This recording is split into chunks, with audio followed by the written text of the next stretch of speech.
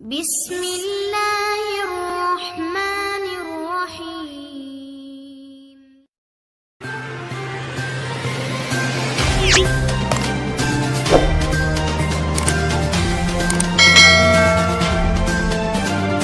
Notice برائے وصولی registration card زے سال اول طالب علم session 2025-27 government graduate college G T road Jhelum میں داخل سال اول سیشن برائے 2025-27 کے طلباء کو مطلع کیا جاتا ہے کہ ان کے رجسٹریشن کارڈ زے کالج آ چکے ہیں، جن کو وصول کرنے کے لیے سال اول کے تمام طالب علم مورخہ 13 جنوری 2026 تا 15 جنوری 2026 کو کالج کے دفتر حضا سے آ کے وصول کریں۔